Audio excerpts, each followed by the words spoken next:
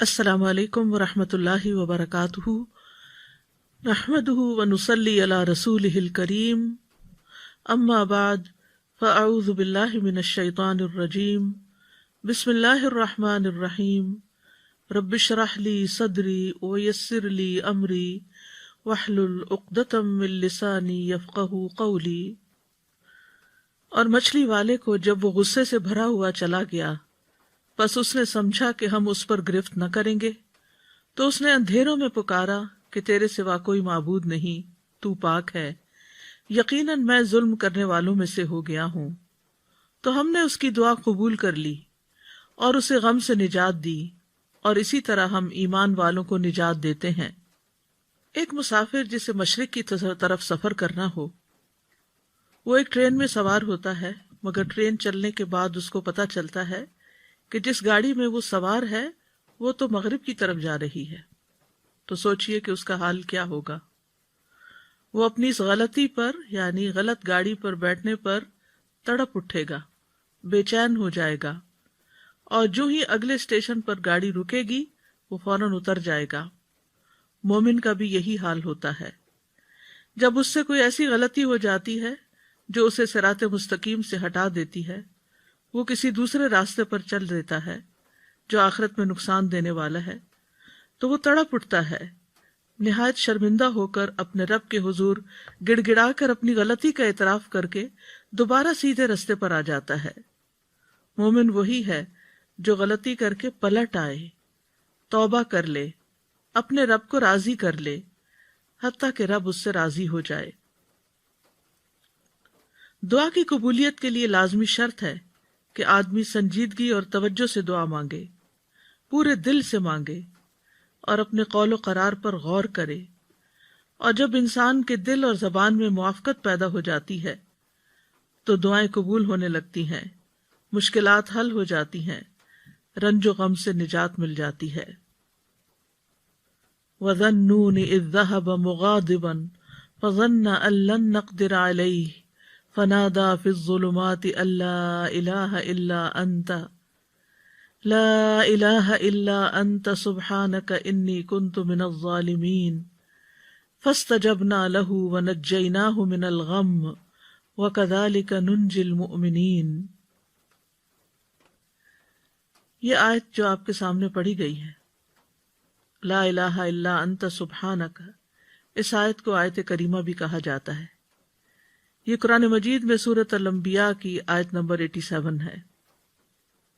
اس میں یونس علیہ السلام کا واقعہ بیان کیا گیا ہے۔ یہ واقعہ اس جگہ کے علاوہ سورۃ صافات اور سورۃ قلم میں بھی بیان کیا گیا ہے۔ اللہ سبحانہ تعالیٰ نے نینوا والوں، جو عراق کا علاقہ ہے، اس میں تقریباً 8ویں صدی قبل مسیح یونس علیہ السلام کو بھیجا۔ آپ نے انہیں اللہ کے دین کی دعوت دی، مگر انہوں نے اسے قبول کرنے سے انکار کرتے ہوئے اپنے کفر پر اصرار کیا۔ یونس علیہ السلام اپنے لوگوں سے ناراض ہو کر چلے گئے اور وعدہ کر گئے کہ 3 دن بعد اللہ کا عذاب آ جائے گا۔ جب ان لوگوں کو یہ بات ثابت ہو گئی اور وہ سمجھ گئے کہ نبی جھوٹ نہیں بولا کرتے، تو وہ اپنے بچوں، چوپایوں، مویشیوں کو لے کر صحرا کی طرف نکل گئے۔ انہوں نے ماں اور ان کے بچوں کو الگ الگ کر دیا، اور پھر اللہ عز و جل کے حضور آہوزاری کی۔ اونٹ اور ان کے بچے بلبلانے لگے، گائیں اور ان کے بچے ڈکرانے لگے، اور بھیڑ بکریاں اور ان کے بچے ممیانے لگے، تو اللہ نے ان سے عذاب کو دور کر دیا۔ یونس علیہ السلام کی قوم سے عذاب ٹل گیا۔ انہوں نے عذاب اپنی آنکھوں سے دیکھا، لیکن ایمان لانے پر، توبہ کرنے پر، اللہ کی طرف سچے دل سے پلٹنے پر اللہ سبحانہ تعالیٰ نے ان سے عذاب ٹال دیا۔ اللہ تعالیٰ کا فرمان ہے، فَلَوْلَا كَانَتْ قَرْيَةٌ آمَنَتْ فَنَفَعَهَا إِيمَانُهَا إِلَّا قَوْمَ يُونُسَ لَمَّا آمَنُوا كَشَفْنَا عَنْهُمْ عَذَابَ الْخِزْيِ فِي الْحَيَاةِ الدُّنْيَا وَمَتَّعْنَاهُمْ إِلَىٰ حِينٍ۔ سو کوئی ایسی بستی کیوں نہ ہوئی جو ایمان لائی ہو، پھر اس کے ایمان لانے نے اسے نفع دیا ہو، یونس کی قوم کے سوا۔ جب وہ ایمان لے آئے تو ہم نے ان سے ذلت کا عذاب دنیا کی زندگی میں ہٹا دیا اور انہیں ایک وقت تک سامان دیا۔ جب قوم نے توبہ کر لی تو ان کا عذاب ٹل گیا۔ دوسری طرف یونس علیہ السلام کچھ دور جا کر لوگوں کے ساتھ ساحل سمندر پر ایک کشتی میں سوار ہو گئے۔ جو ہی کشتی میں سوار ہوئے کشتی ڈگمگانے لگی اور لوگوں کو غرق ہونے کا خطرہ پیدا ہو گیا۔ تو انہوں نے قرعہ اندازی کی کہ ایک آدمی کو کشتی سے نکال دیں تاکہ اس کا بوجھ ہلکا ہو جائے۔ قرعے میں یونس علیہ السلام کا نام نکلا، مگر انہوں نے آپ کو کشتی سے نکالنے سے اپنے آپ کو انکار کر دیا۔ انہوں نے دوبارہ قرعہ اندازی کی، پھر آپ ہی کا نام نکلا، حتیٰ کہ جب تیسری بار قرعہ اندازی کی گئی تو پھر بھی آپ ہی کا نام نکلا۔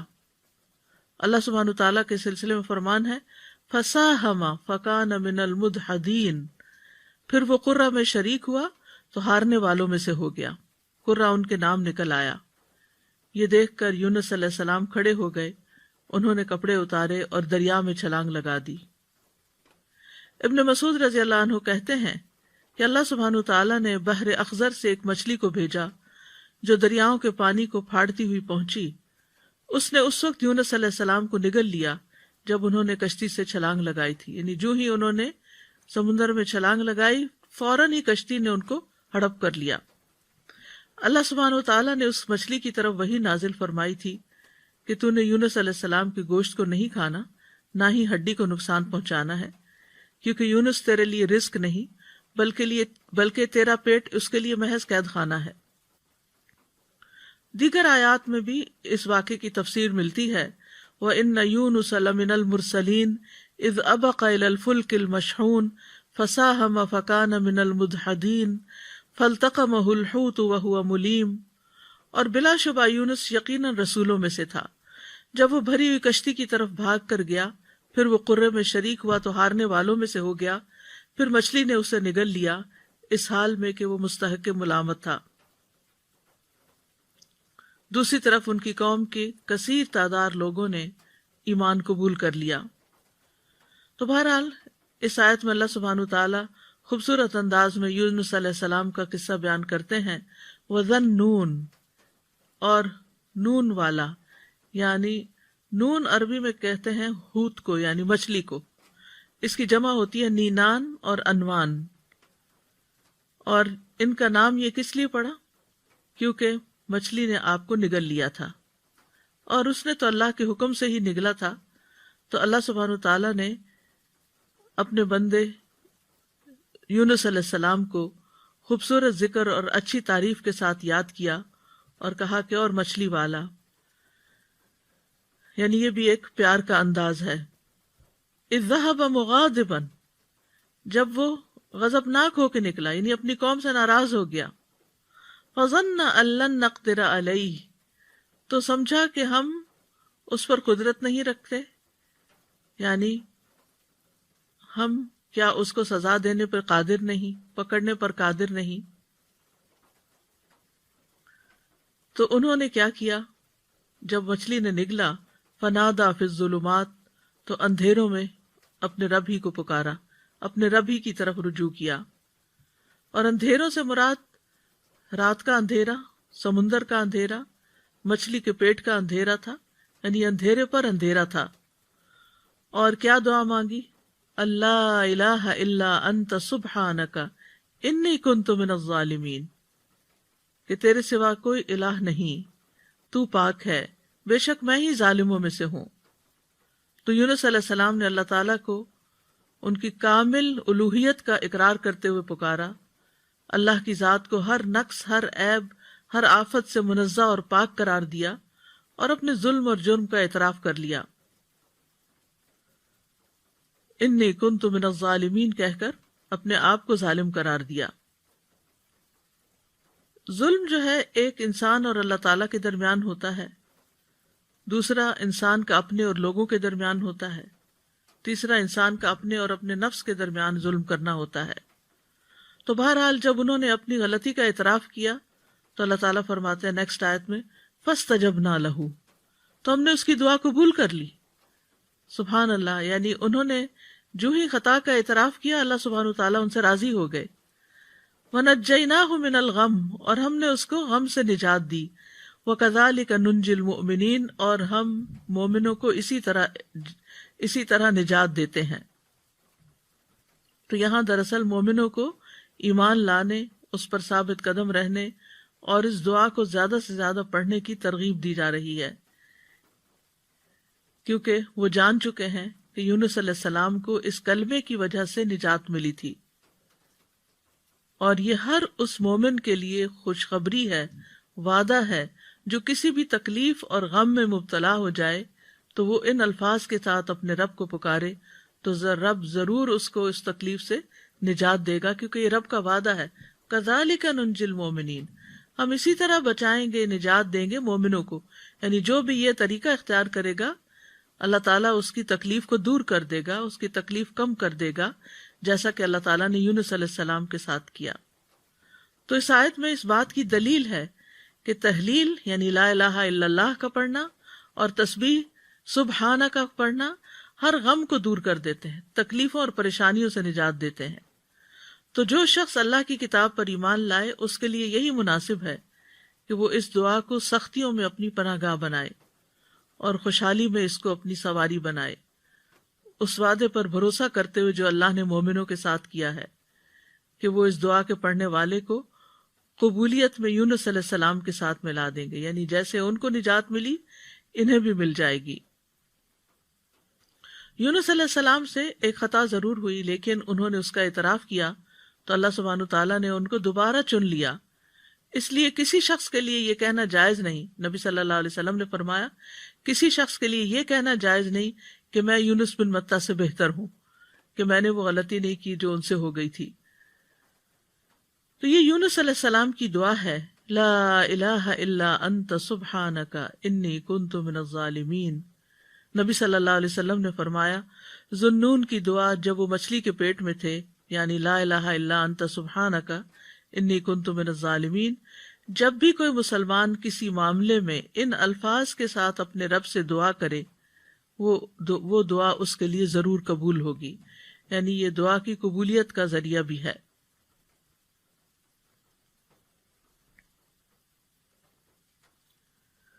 یہ دکھ دور کرنے والے کلمات ہیں۔ رسول اللہ صلی اللہ علیہ وسلم نے فرمایا کیا میں تمہیں ایسی چیز نہ بتاؤں کہ جب تم میں سے کسی آدمی کو دکھ اور پریشانی اور دنیا کی آزمائشوں میں سے کوئی آزمائش آئے تو وہ اس دعا کو پڑھے تو اس کی تکلیف دور ہو جائے گی؟ تو آپ سے کہا گیا کیوں نہیں؟ آپ نے فرمایا وہ مچھلی والے کی دعا ہے، لا الہ الا انت سبحانک انی کنت من الظالمین، تیرے سوا کوئی الہ نہیں، تو پاک ہے، بے شک میں ہی ظالموں میں سے ہوں۔ طبری کہتے ہیں کہ سلف صالحین ان الفاظ کے ساتھ دعا مانگتے تھے اور اس دعا کو دعائے کرب کہا کرتے تھے، یعنی تکلیف دور کرنے والی دعا کا نام دیتے۔ اور لا الہ الا اللہ جو ہے یہ افضل ترین ذکر ہے، اس کے ذریعے بھی بندے کو پریشانیوں اور غموں سے چھٹکارا ملتا ہے۔ یہاں پر ہم دیکھتے ہیں کہ یونس علیہ السلام کچھ مانگ نہیں رہے، صرف اللہ کی تعریف کر رہے ہیں اور اپنی خطا کا اعتراف کر رہے ہیں۔ تو یاد رکھیے اہل علم کہتے ہیں کہ دعا کی دو قسمیں ہوتی ہیں، ایک دعائے ثنا اور دوسری دعائے طلب۔ ایک ہے اللہ تعالیٰ کی تعریف پر مبنی دعا اور دوسری درخواست، یعنی کچھ مانگنا اللہ سبحانہ وتعالیٰ سے یا طلب کرنا۔ تو دعائے ثنا کیا ہوتی ہے؟ جیسے یہ ہے لا الہ الا انت سبحانک انی کنت من الظالمین، اور جیسے لا الہ الا اللہ وحدہ لا شریک لہ لہ الملک ولہ الحمد وہو علی کل شیء قدیر، یہ عرفہ کے دن کی دعا ہے۔ اسی طرح ایوب علیہ السلام نے جو دعا کی تھی انی مسنی الضر وانت ارحم الراحمین، یہ بھی اللہ تعالیٰ کی حمد و ثنا ہے۔ اور دعائے طلب کیا ہے؟ جس میں انسان اللہ کا ذکر کر کے اور تعریف کر کے اس سے کچھ مانگتا ہے، یعنی اسپیسیفک دعا کرتا ہے۔ تو اس دعا میں ایک طرف لا الہ الا انت سبحانک ہے اور دوسری طرف اپنی خطا کا ارتکاب ہے۔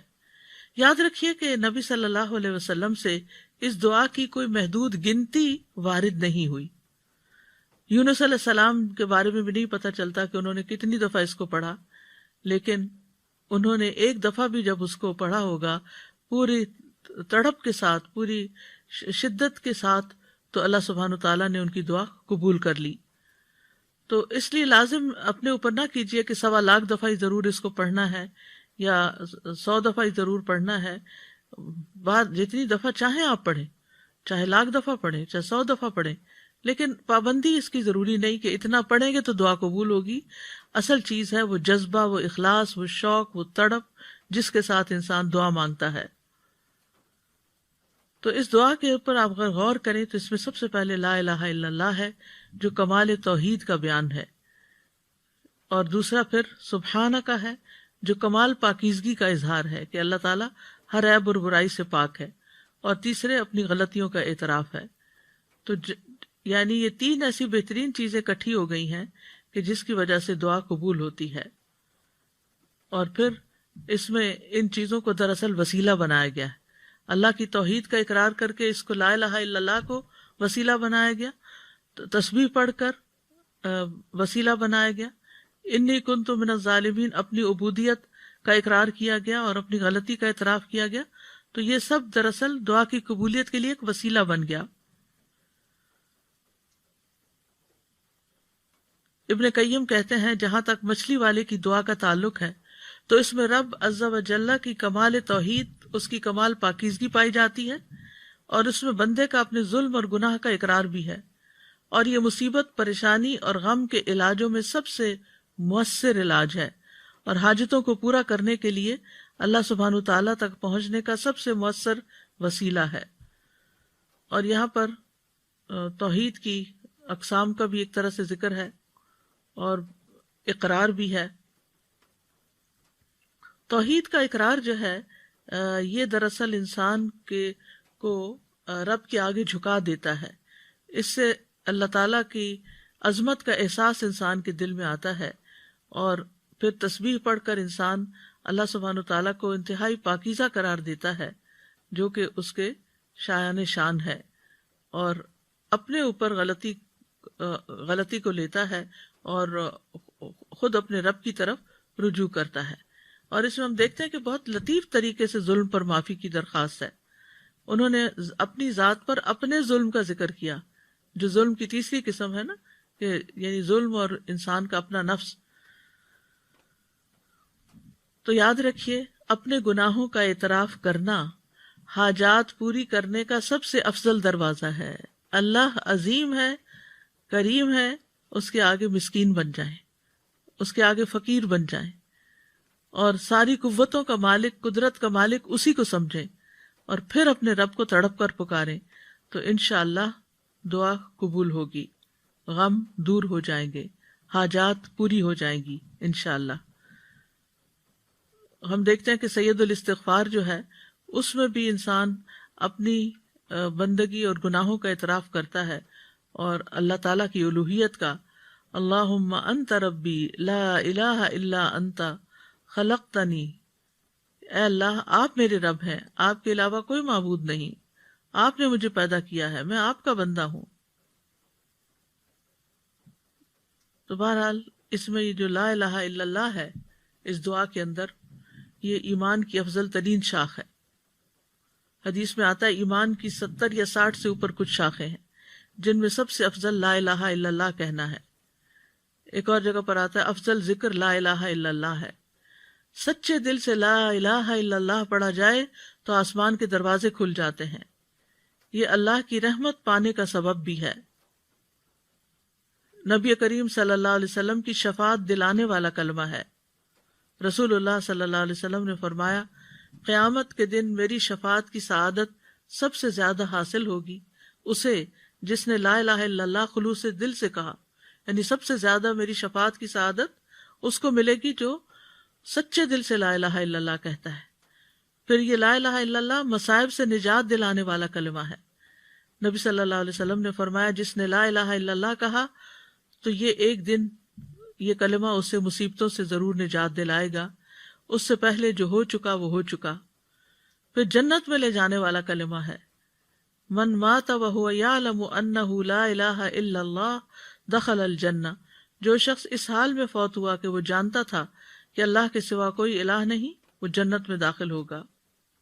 ایک اور حدیث کے مطابق اس کلمے کی وجہ سے انسان کو آگ سے نکال لیا جائے گا اور مرنے والے کو خاص طور پر اس کی تلقین کرنی چاہیے۔ نبی صلی اللہ علیہ وسلم نے فرمایا اپنے مرنے والوں کو لا الہ الا اللہ کی تلقین کیا کرو، کیونکہ جو شخص لا الہ الا اللہ پڑھتا ہے تو پھر جنت میں جانے سے، یعنی موت سے پہلے، تو جنت میں جانے سے اسے کوئی چیز روک نہیں سکتی۔ پھر سبحانہ کا جو ہے یہ تسبیح ہے، تسبیح سے تقدیر بدل جاتی ہے۔ اہل علم کا کہنا ہے میں نے قرآن میں تسبیح کو تلاش کیا تو میں نے ایک عجیب چیز پائی۔ میں نے پایا کہ تسبیح تقدیر کو ٹال دیتی ہے، جیسا کہ یونس علیہ السلام کے واقعے میں ہے۔ اللہ تعالیٰ فرماتے ہیں فَلَوْلَا أَنَّهُ كَانَ مِنَ الْمُسَبِّحِينَ لَلَبِثَ فِي بَطْنِهِ إِلَى يَوْمِ يُبْعَثُونَ۔ پھر اگر یہ بات نہ ہوتی کہ بے شک وہ تسبیح کرنے والوں میں سے تھا تو یقیناً اس کے پیٹ میں اس دن تک رہتا جس میں لوگ اٹھائے جائیں گے۔ یعنی اگر یونس علیہ السلام یہ تسبیح نہ پڑھتے تو قیامت تک مچھلی کے پیٹ میں رہتے۔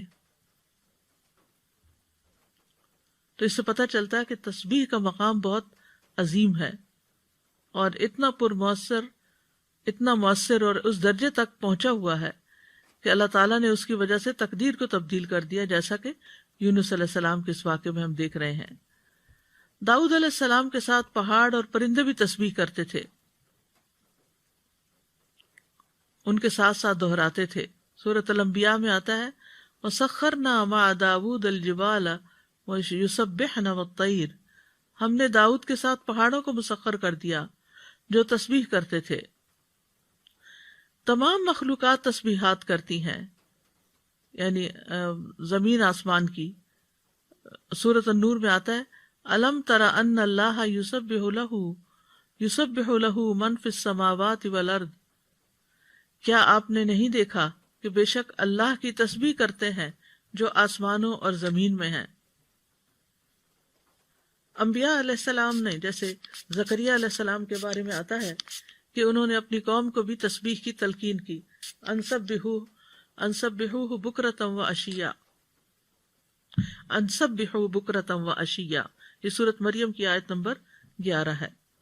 موسیٰ علیہ السلام کی دعا میں بھی ہم دیکھتے ہیں، وہ کہتے ہیں وَاجْعَل لِّي وَزِيرًا مِّنْ أَهْلِي هَارُونَ أَخِي اشْدُدْ بِهِ أَزْرِي وَأَشْرِكْهُ فِي أَمْرِي كَيْ نُسَبِّحَكَ كَثِيرًا وَنَذْكُرَكَ كَثِيرًا۔ اور میرے لیے میرے گھر والوں میں سے ایک بوجھ ہٹانے والا بنا دے، ہارون کو جو میرا بھائی ہے، اس کے ساتھ میری پشت مضبوط کر دے اور اسے میرے کام میں شریک کر دے، تاکہ ہم تیری بہت زیادہ تسبیح کریں، یعنی مل کے تیری تسبیح کریں۔ اہل جنت بھی اللہ تعالیٰ کی تسبیح کریں گے۔ ان کے بارے میں جنت والوں کا تذکرہ کرتے ہوئے اللہ تعالیٰ فرماتے ہیں دعواہم فیہا سبحانک اللہم وتحیتہم فیہا سلام۔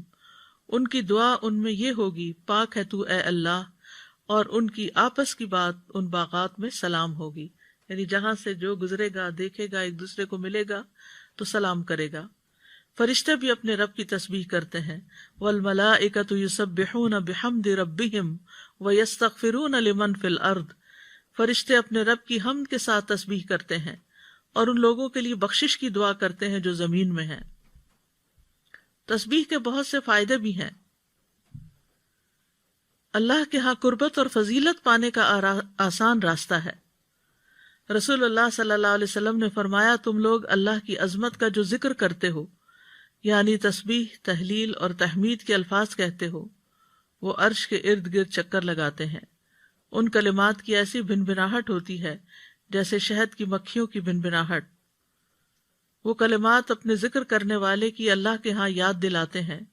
کیا تم میں سے کوئی نہیں چاہتا کہ اس کے لیے کوئی ایسا ہو یا ہمیشہ اللہ کے ہاں اس کی یاد دلائی جاتی رہے؟ تو تسبیح سے یہ چیز ہوتی ہے۔ پھر دل کی گھٹن اور تنگی کا علاج بھی ہے۔ قرآن مجید میں آتا ہے وَلَقَدْ نَعْلَمُ أَنَّكَ يَضِيقُ صَدْرُكَ بِمَا يَقُولُونَ فَسَبِّحْ بِحَمْدِ رَبِّكَ وَكُن مِّنَ السَّاجِدِينَ وَاعْبُدْ رَبَّكَ حَتَّى يَأْتِيَكَ الْيَقِينُ۔ اور بلا شبہ یقیناً ہم جانتے ہیں کہ بے شک تیرا سینہ اس سے تنگ ہوتا ہے جو وہ کہتے ہیں، بس اپنے رب کی حمد کے ساتھ تسبیح کرو اور سجدہ کرنے والوں میں شامل ہو جاؤ اور اپنے رب کی عبادت کرو یہاں تک کہ تیرے پاس یقین آ جائے۔ پھر اسی طرح پریشانی، ڈر اور خوف دور کرنے کا ذریعہ ہے۔ رسول اللہ صلی اللہ علیہ وسلم نے فرمایا، جو رات سے خوف کھائے کہ وہ اسے پریشان کرے گی، یا مال خرچ کرنے سے بخل کرے، یا دشمن سے مقابلہ کرنے سے ڈرے، تو اسے چاہیے کہ وہ اس قول کی کثرت کر دے، سبحان اللہ و بحمدہ، سبحان اللہ و بحمدہ، کیونکہ یہ اللہ کے نزدیک سونے کا پہاڑ اللہ عز و جل کے راستے میں خرچ کرنے سے زیادہ محبوب ہے۔ اور کس کے پاس سونے کا پہاڑ ہے ہمارے ہاں، لیکن اگر ہم یہ تسبیح پڑھتے ہیں تو انشاءاللہ اتنا بڑا اجر و ثواب ملے گا۔ پھر اسی طرح تسبیح کو صدقہ بھی کہا گیا۔ نبی صلی اللہ علیہ وسلم نے فرمایا، تم میں جو آدمی صبح کرتا ہے تو اس کے ہر جوڑ پر صدقہ لازم ہے، تو ہر مرتبہ سبحان اللہ کہنا صدقہ ہے، ہر مرتبہ الحمدللہ کہنا صدقہ ہے، اور ہر مرتبہ لا الہ الا اللہ کہنا صدقہ ہے، ہر مرتبہ اللہ اکبر کہنا صدقہ ہے، نیکی کا حکم دینا صدقہ ہے، اور برائی سے روکنا بھی صدقہ ہے۔ تو اس طرح انسان کے 360 جوڑوں کے صدقات ان تسبیحات سے بھی ادا ہو جاتے ہیں۔ پھر اسی طرح سبحان اللہ کے ذریعے نیکیاں ملتی ہیں، گناہ مٹ جاتے ہیں۔ سعد رضی اللہ عنہ کہتے ہیں، ہم رسول اللہ صلی اللہ علیہ وسلم کے پاس تھے تو آپ نے فرمایا، کیا تم میں سے کوئی ہر دن 1000 نیکیاں کمانے سے عاجز ہے؟ آپ کے پاس بیٹھے لوگوں میں سے کسی نے پوچھا، ہم میں کوئی آدمی 1000 نیکیاں کیسے کما سکتا ہے؟ آپ نے فرمایا، جو آدمی 100 مرتبہ سبحان اللہ پڑھتا ہے اس کے لیے 1000 نیکیاں لکھی جاتی ہیں، یا اس کی 1000 خطائیں مٹا دی جاتی ہیں۔ پھر اسی طرح رسول اللہ صلی اللہ علیہ وسلم نے فرمایا، جو شخص سبحان اللہ و بحمدہ ایک دن میں 100 بار کہے تو اس کے گناہ معاف کر دیے جاتے ہیں، اگرچہ وہ سمندر کی جھاگ کے برابر ہی کیوں نہ ہو۔ یہ صحیح مسلم کی روایت ہے۔ ایک بار تسبیح پڑھنے سے زمین و آسمان بھر جاتے ہیں۔ آپ صلی اللہ علیہ وسلم نے یہ بھی فرمایا کہ جس نے سورج طلوع ہونے اور اس کے قریب ہونے اور اس کے غروب ہونے سے قبل 100 بار سبحان اللہ کہا تو یہ 100 اونٹوں سے بہتر ہے۔ سورج طلوع ہونے اور اس کے غروب ہونے سے قبل 100 بار سبحان اللہ پڑھنا۔ پھر بات ہوتی ہے انی کنت من الظالمین پر، کہ بے شک میں ظالم ہوں، میں ظالموں میں سے ہوں، یعنی اپنے گناہوں کا اعتراف۔ تو یاد رکھیے، جو شخص توبہ کرتا ہے اللہ تعالیٰ اس سے محبت کرتا ہے، جو اپنے گناہوں کا اعتراف کرتا ہے اللہ تعالیٰ اس سے خوش ہوتا ہے۔ قرآن مجید میں آتا ہے، ان اللہ یحب التوابین ویحب المتطہرین، بے شک اللہ توبہ کرنے والوں اور پاک رہنے والوں سے محبت کرتا ہے۔ ایک اور جگہ پر آتا ہے، رسول اللہ صلی اللہ علیہ وسلم نے فرمایا، اللہ تم میں سے کسی کی توبہ پر اس سے زیادہ خوش نہیں ہوتا جتنا تم میں سے کوئی اپنی گمشدہ سواری کو پا لینے کے وقت خوش ہوتا ہے۔ یعنی جس طرح تمہیں کھوئی ہوئی سواری اپنی مل جائے جنگل صحرا میں تو تم خوش ہو جاؤ گے کہ اب تمہاری زندگی کے بچنے کا سامان مل گیا، تو اسی طرح اللہ تعالیٰ اس سے بھی زیادہ خوش ہوتے ہیں جب کوئی شخص توبہ کرتا ہے۔ پھر توبہ کرنے سے انسان کے گناہ معاف ہو جاتے ہیں۔ نبی صلی اللہ علیہ وسلم نے فرمایا، اگر تم اتنے گناہ کرو کہ تمہارے گناہ آسمان تک پہنچ جائیں، پھر تم توبہ کرو تو اللہ تعالیٰ تمہیں معاف کر دے گا۔ پھر گناہوں سے توبہ کرنے والا ایسا ہے جیسے اس نے گناہ کیا ہی نہ ہو۔ استغفار اور توبہ گناہوں کا علاج ہے۔ تو اس دعا سے کیا فائدے ہمیں حاصل ہوئے؟ اس دعا میں جامع آداب بھی ہیں اور پاکیزہ کلمات بھی ہیں، اور ان کے بہت زیادہ فائدے بھی ہیں۔ کبھی کسی سے براہ راست کچھ مانگنے کی بجائے اشارتاً بات کی جائے تو اس کا بھی جواز ملتا ہے، جیسے اس دعا کے اندر اشارتاً بات کی گئی ہے، ڈائریکٹ دعا نہیں کی گئی۔ پھر یہ کہ کچھ اللہ سبحانہ وتعالیٰ سے مانگتے ہوئے دعا کے آداب اور قبولیت کے اسباب کو بھی ملحوظ رکھنا چاہیے، اور وہ اس دعا میں جمع ہو گئے ہیں۔ یعنی بندہ اپنی دعاؤں میں اپنی پریشانی، اپنے غموں اور مصیبتوں کے وقت اس دعا کو کثرت سے اختیار کر لے۔ دعا میں اللہ کی توحید کا ذکر کیا جائے۔ تسبیح تکلیفوں اور پریشانیوں سے نجات کا سبب ہے۔ توحید ایمان اور گناہوں کا اعتراف دنیا اور آخرت کی ہلاکتوں سے بچانے والا ہے۔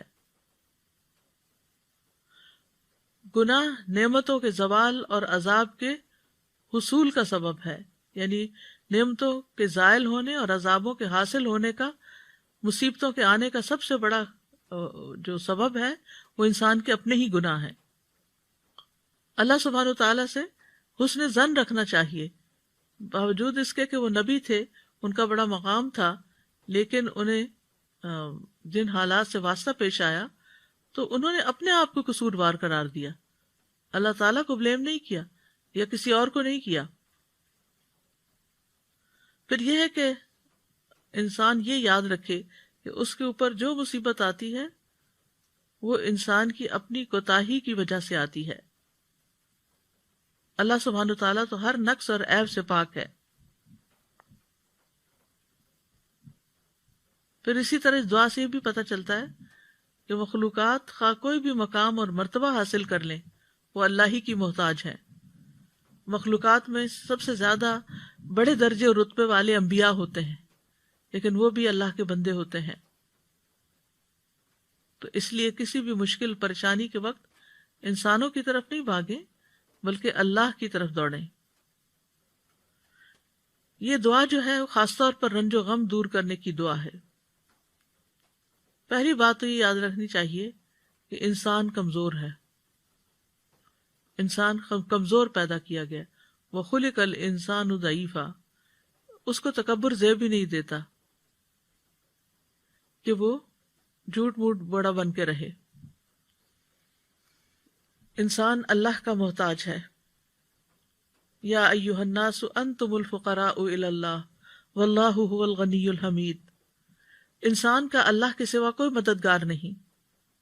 وما لکم من دون اللہ من ولی ولا نصیر، تمہارے لیے اللہ کے سوا نہ کوئی دوست ہے نہ کوئی مددگار۔ پھر یہ کہ وَلِلَّهِ مُلْكُ السَّمَاوَاتِ وَالْأَرْضِ وَاللَّهُ عَلَى كُلِّ شَيْءٍ قَدِيرٌ۔ سورۃ آل عمران میں اللہ تعالیٰ فرماتے ہیں کہ اللہ آسمان و زمین کا مالک ہے، یعنی آسمان اور زمین یہ اللہ ہی کی ملکیت ہے، اور اللہ ہر چیز پر پوری قدرت رکھتا ہے۔ پھر اسی طرح بھلائی پہنچانے اور تکلیف ہٹانے پر اللہ قادر ہے، یہ بھی ہمارا یقین ہونا چاہیے۔ وَإِن يَمْسَسْكَ اللَّهُ بِضُرٍّ فَلَا كَاشِفَ لَهُ إِلَّا هُوَ وَإِن يَمْسَسْكَ بِخَيْرٍ فَهُوَ عَلَى كُلِّ شَيْءٍ قَدِيرٌ۔ اگر اللہ تجھے کوئی تکلیف پہنچائے تو اس کے سوا کوئی اسے دور کرنے والا نہیں، اور اگر وہ تجھے کوئی بھلائی پہنچائے تو وہ ہر چیز پر پوری طرح قادر ہے۔ پھر یہ کہ شفا اللہ ہی دیتا ہے۔ وَإِذَا مَرِضْتُ فَهُوَ يَشْفِينِ، اللہ ہی کو پکارنا برحق ہے۔ اللہ سے ہمیں اپنے غم اور دکھ کا اظہار کرنا چاہیے، جیسے یوسف علیہ السلام کے والد نے یعقوب علیہ السلام نے کہا انما اشکو بثی وحزنی الی اللہ، اپنے شکوے صرف اللہ ہی سے کرنے چاہیے، اور ہر معاملے میں اللہ کی طرف بڑھنا چاہیے۔ نبی صلی اللہ علیہ وسلم نے فرمایا بے شک اللہ تعالیٰ فرماتا ہے میں اپنے بندے کے گمان کے ساتھ ہوتا ہوں جو وہ میرے ساتھ گمان رکھتا ہے۔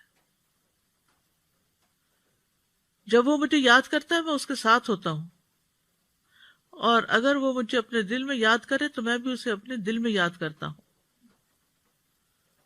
اگر وہ مجھے بھری محفل میں یاد کرے تو میں اسے اس سے بہتر محفل میں یاد کرتا ہوں۔ اگر وہ میری طرف ایک بالشت آئے تو میں اس کی جانب ایک گز نزدیک ہوتا ہوں۔ اگر وہ مجھ سے ایک گز قریب ہو تو میں اس سے 2 گز قریب ہوتا ہوں۔ اگر وہ میری طرف چلتا ہوا آئے تو میں دوڑتا ہوا اس کے پاس جاتا ہوں۔ پھر یہ کہ یعنی اس کا مطلب کیا ہے؟ اس کا مطلب یہ ہے کہ انسان کسی بھی تکلیف، مشکل، مصیبت کے وقت اللہ سبحانہ تعالیٰ کی طرف ہی پلٹے، اس سے رجوع کرے، اس سے گڑ گڑا کر دعا کرے، اور پھر جن چیزوں کا اللہ نے حکم دیا ان کو بجا بھی لائے۔ ہمیشہ اللہ سے اچھا گمان رکھنا چاہیے، ہر حال میں اللہ سے راضی رہنا چاہیے، اللہ ہی پر بھروسہ رکھنا چاہیے۔ دوسرا یہ کہ دنیا کی فکر چھوڑ کر آخرت کی فکر کرنی چاہیے۔ نبی صلی اللہ علیہ وسلم نے فرمایا، جو اپنے غموں کو ایک ہی غم بنا لے، یعنی آخرت کا غم، تو اللہ دنیا کے غموں سے اسے کفایت کرے گا۔ اور جس شخص کا مقصد، حدیث میں یہ آتا ہے، جس شخص کا مقصد اور اس کی حرص دنیا ہو، وہی اس کا ہدف بن جائے اور اسی کی نیت وہ کرتا ہو، تو اللہ تعالیٰ اس کی آنکھوں کے سامنے اس کا فقر و فاقہ کر دیتے ہیں، اس پر اس کے معاملات بکھیر دیتے ہیں، اور اس کو اس سے اتنا ہی ملتا ہے جو اس کے لیے لکھ دیا گیا ہو۔ اور جس شخص کا مقصد اور اس کی حرص آخرت ہو اور وہی اس کا ہدف بن جائے اور اسی کی نیت کرتا ہو، تو اللہ تعالیٰ اس کے دل میں غنا ڈال دیتے ہیں اور اس کے معاملات کو یکجا کر دیتے ہیں، اور دنیا اس کے پاس ذلیل ہو کر آتی ہے۔ تیسرے یہ کہ اجر پر نظر رکھنی چاہیے۔ نبی صلی اللہ علیہ وسلم نے فرمایا، مومن مرد اور عورت پر جسمانی یا مالی یا اولاد کی طرف سے مستقل پریشانیاں آتی رہتی ہیں، یہاں تک کہ جب وہ اللہ سے ملتا ہے تو اس کا ایک گناہ بھی باقی نہیں رہتا۔ ایک اور حدیث میں آتا ہے کہ جتنی بڑی مصیبت ہوگی اتنا ہی بڑا اجر ہوگا، اور جب اللہ کسی قوم سے محبت کرتا ہے تو اس کو آزمائش میں مبتلا کر دیتا ہے۔ پھر یہ کہ مومن کے لیے ہر غم، تکلیف اور ڈپریشن بھی باعث اجر ہوتا ہے۔ نبی صلی اللہ علیہ وسلم نے فرمایا، کسی مومن آدمی کے پاس جب کوئی تکلیف یا ایذا، بیماری یا رنج، یہاں تک کہ اگر اسے کوئی فکر ہی ہو، تو اس سے اس کے گناہوں کا کفارہ کر دیا جاتا ہے۔ پھر اسی طرح آپ نے فرمایا کہ مسلمان کو جو بھی تکلیف پہنچتی ہے تو وہ اس کے گناہوں کا کفارہ ہو جاتی ہے، یہاں تک کہ چوٹ بھی اسے لگتی ہے، یا اسے کوئی کانٹا بھی چبھتا ہے، یا اس کو کوئی کانٹا بھی چبھتا ہے، تو وہ بھی اس کے گناہوں کا کفارہ ہو جاتا ہے۔ چوتھی بات ہے، مثبت مشغولیت اپنائی جائے، اچھے کام میں مصروف ہوں۔ رسول اللہ صلی اللہ علیہ وسلم نے فرمایا، وہ لوگ اللہ کو زیادہ محبوب ہیں جو دوسرے لوگوں کے لیے زیادہ فائدہ مند ہوں، اور اللہ عز و جل کے ہاں سب سے زیادہ پسندیدہ اعمال یہ ہیں: نمبر 1، کسی مسلمان کو خوش کرنا، نمبر 2، اس سے کوئی تکلیف دور کرنا، نمبر 3، اس کا قرضہ چکانا، نمبر 4، اسے کھلانا پلانا، اسے کھانا کھلانا، نمبر 5، اور مجھے کسی بھائی کی ضرورت پوری کرنے کے لیے اس کے ساتھ چلنا اس مسجد میں 1 مہینہ اعتکاف کرنے سے زیادہ محبوب ہے، اور جس نے اپنے غصے کو روک لیا اللہ اس کی خامیوں پر پردہ ڈال دے گا۔ پھر دوسروں کی پریشانیاں حل کرنے سے انسان کی اپنی پریشانیاں دور ہوتی ہیں۔ حدیث میں آتا ہے، جو اپنے بھائی کی مدد میں لگا رہتا ہے اللہ اس کی مدد میں لگ جاتا ہے۔ 5ویں چیز ہے کثرت سے اللہ کا ذکر کرنا، کیونکہ اللہ کے ذکر سے دلوں کو اطمینان ملتا ہے، غم، دکھ، پریشانیاں دور ہوتی ہیں۔ اللہ کا ذکر زندگی دیتا ہے، ذکر سے قوت ملتی ہے۔ اللہ کا ذکر پریشانی سے نجات کا باعث بنتا ہے، شیطانی حملوں سے بچاؤ کا مضبوط قلعہ ہے۔ ذکر کے کچھ فائدے امام ابن قیم نے اپنی کتاب الوابل الصیب میں کیے ہیں۔ نمبر 1، یہ شیطان کو بھگا دیتا ہے، اس کا قلع کما کرتا ہے، اس کی قوت کو توڑ دیتا ہے۔ نمبر 2، یہ رحمان عز و جل کو راضی کرتا ہے۔ نمبر 3، یہ دل سے غم اور پریشانی کو دور کرتا ہے۔ نمبر 4، یہ دل کے لیے فرحت، مسرت اور خوشی کھینچ لاتا ہے۔ نمبر 5، یہ دل اور جسم کو طاقت بخشتا ہے۔ نمبر 6، یہ دل اور چہرے کو منور کرتا ہے۔ نمبر 7، یہ رزق کو کھینچ لاتا ہے۔ نمبر 8، یہ ذکر کرنے والے کو روب، حلاوت اور تازگی کا لباس پہناتا ہے۔ یہ ذکر کرنے والے کو روب، حلاوت اور تازگی کا لباس پہناتا ہے۔ تو یہ ہے کچھ فائدے جو انہوں نے مشاہدات سے اخذ کیے ہیں۔ اس سے یہ پتہ چلتا ہے کہ پریشانیوں میں انسان کو اللہ ہی کی طرف رجوع کر کے اللہ ہی کے ذکر کی کثرت کرنی چاہیے، اور پھر نماز سے بھی مدد حاصل کی جائے، کیونکہ نماز سے مدد لینے سے خوف اور غم دور ہو جاتے ہیں۔ نماز اللہ سبحانہ وتعالیٰ کے قریب ہونے کا بہترین ذریعہ ہے۔ غم اور پریشانی میں نماز کا سہارا لینا چاہیے۔ نمازوں کی حفاظت کرنے سے اللہ کی حفاظت ملتی ہے، خصوصاً فجر کی نماز کی حفاظت کرنے والا اللہ کی حفاظت میں ہوتا ہے۔ چاشت کی 4 رکعت پڑھنا دن بھر کے لیے کافی ہو جاتی ہیں۔ 7ویں چیز، اس سے بڑی مصیبت کو یاد کرنا، یعنی جب کوئی مصیبت آئے تو سوچیں کہ اس سے بڑی بھی آ سکتی تھی، تو دل میں شکر پیدا ہوگا، اور جو شکر ادا کرتا ہے اللہ تعالیٰ اس کی نعمت کو محفوظ رکھتے ہیں اور اس کو اس سے بھی بہتر عطا کرتے ہیں۔ پھر یہ کہ اپنے سے نیچے والوں کو دیکھا جائے، انبیاء کی آزمائشوں تکلیفوں کے بارے میں جانا جائے تاکہ ہمیں اپنی تکلیفیں بہت بڑی نہ لگیں۔ کرنے کے کچھ کام ہیں، پہلے دعا کر لیتے ہیں، پریشانی کی دعائیں جو ہیں۔ ایک تو یہی آیت کریمہ ہے، پھر دوسری اللہ اللہ ربی لا اشرک بہ شیئا، پھر لا الہ الا اللہ العظیم الحلیم، لا الہ الا اللہ رب العرش العظیم، لا الہ الا اللہ رب السماوات ورب الارض ورب العرش الکریم۔ پھر ہم و غم سے پناہ مانگنے کی دعا، اللہم انی اعوذ بک من الہم والحزن والعجز والکسل والبخل والجبن وضلع الدین وغلبۃ الرجال۔ اے اللہ میں تیری پناہ مانگتا ہوں دکھ، غم، عاجزی، سستی، بخل، بزدلی، قرض کے بوجھ اور لوگوں کے اپنے اوپر غلبے سے۔ انس بن مالک کہتے ہیں نبی صلی اللہ علیہ وسلم کو جب کوئی انتہائی پریشان معاملہ آتا تو آپ فرماتے یا حی یا قیوم برحمتک استغیث، اے زندہ اور اے قائم رہنے والے میں تیری رحمت کے وسیلے سے فریاد کرتا ہوں۔ اور اس دعا کو تو دعائے کرب کہا گیا ہے، یا دعائے یعنی کہ مصیبت زدہ کی دعا، کرب کے وقت پڑھنے والی دعوات المکروب جس کو کہتے ہیں۔ اللہم رحمتک ارجو فلا تکلنی الی نفسی طرفۃ عین واصلح لی شانی کلہ لا الہ الا انت۔ پھر گھبراہٹ کے وقت کی دعا ہے، اعوذ بکلمات اللہ التامۃ من غضبہ وشر عبادہ ومن ہمزات الشیاطین وان یحضرون۔ اور کرنے کے کام یہ ہے کہ یونس علیہ السلام کی یہ دعا کثرت سے پڑھیں، یعنی کوئی دن زندگی کا ایسا نہ جائے کہ جس میں یہ دعا نہ پڑھی جائے۔ دوسرا یہ کہ مشکلات میں اللہ کی طرف رجوع کرے اور سچے دل سے رجوع کرے اور اللہ ہی سے دعائیں مانگیں۔